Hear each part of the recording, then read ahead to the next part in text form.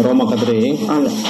Lalu Inang juga melihat tidak lagi hanya semata-mata bisnis, kita harus berimbang, lalu menyeimbangkan dengan hidup di pelayanan.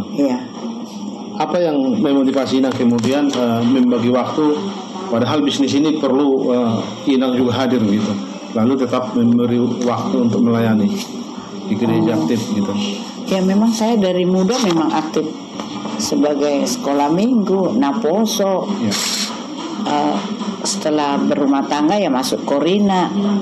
Setelah saya mau balu langsung ketua Hana.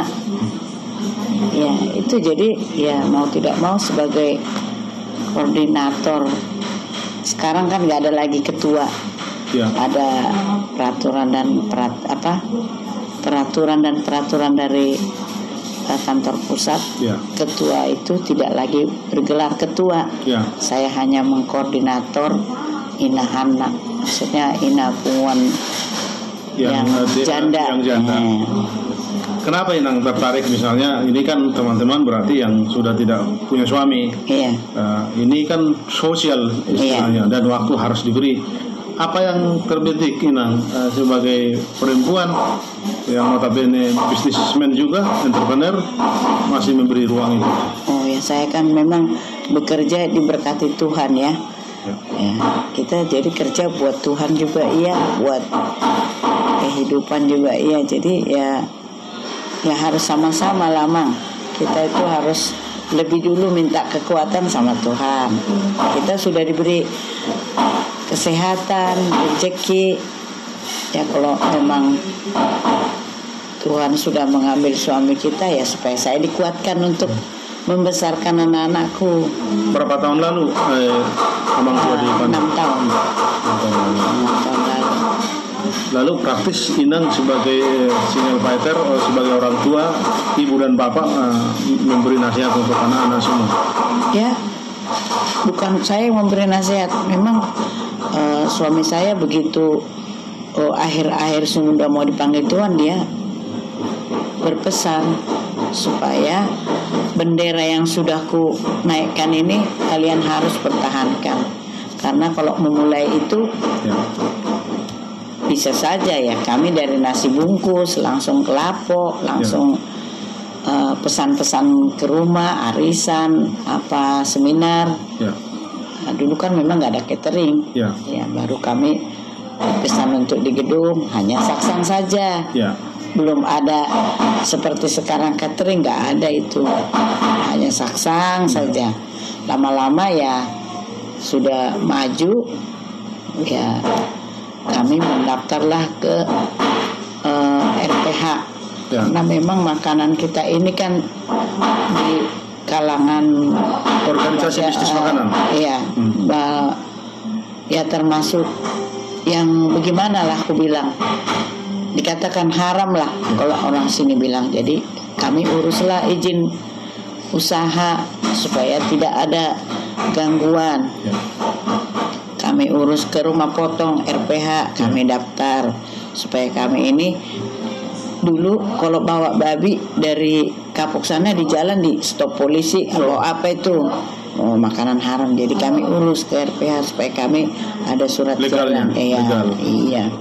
Ya udah setelah itu berarti kami bebas dong ini memotong berjualan. Ya terus saya aktif di APJI, Asosiasi Pengusaha Jasa Boga Indonesia. Ya dari situ saya belajar bahwa berbisnis itu begini. Makanan kita terutama itu bersih. Habis itu saya masuk ke situ, diarahkan ke saya ke Depkes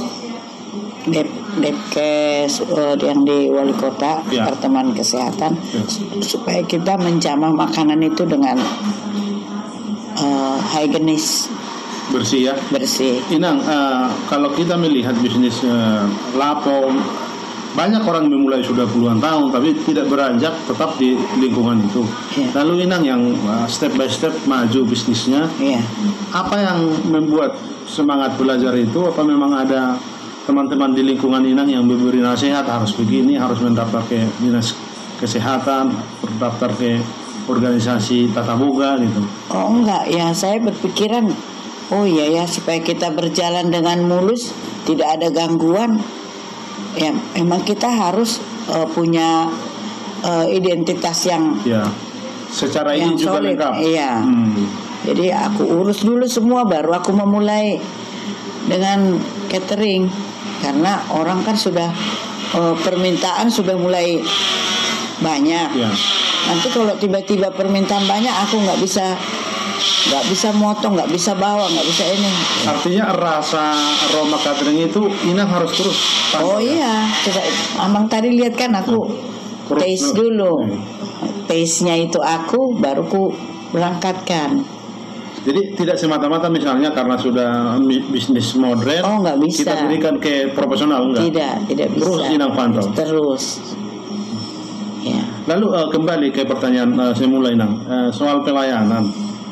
Tentu kan secara bisnis rugi sebenarnya kalau kita melihat harus memberi ruang untuk berpikir pelayanan. Tapi kalau Inang melihat secara spiritual, justru apa yang dikuatkan karena apalagi membimbing atau menjadi koordinator dari Inahana. Iya. Ini kan butuh figur, butuh teladan. Ini kan tidak mudah. Apa yang Inang coba tunjukkan ke? Oh ya, saya berbahagia aja begitu. Saya pikir banyak memberi, Ya. banyak berkat. Itu aja. Kalau saya lebih banyak memberi kepada yang berkekurangan, saya akan diberikan Tuhan rezeki. Itu dan saya sudah dapat. Ya. Karena saya dulu beli beras 2 kilo pun saya susah. Awal menikah. Iya. 2 kilo itu berapa sih, 3 liter ya? Kalau sekarang berapa semua karyawan lingkungan? 50. 50 orang. Itu aktif semua Iya, tiap hari. ini tempatnya di sini. Sebagian mereka di sini. Semua di sini. Semua. Jadi Bukan sistem sudah. manajemen keluarga sebenarnya di Iya, sekolah. iya. Lalu sebagai orang tua Inang, anak-anak sudah beranjak dewasa dilibatkan nggak bisnis ini? Iya. Apa peran mereka? Yang nomor 1 marketing, Iya. si Roma. Nomor 2 musik. Si Roma ini perempuan ya? Iya. Oke. Si Haris itu musik. Musik koordinator musik. Iya. Oke. Kalau ini Holmes mengatur manajemen. Ini. 3 orang mereka. Iya. Semua udah menikah? Sudah Jadi semua berapa cucu Inang? 4.